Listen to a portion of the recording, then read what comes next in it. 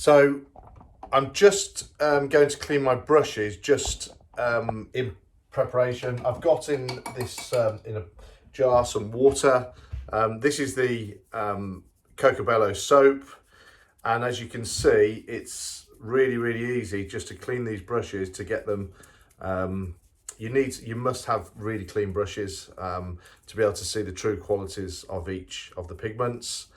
And it's taken an awful lot. Can you see the brush now? Really clean. And then I can just take myself a tissue, put that back over there.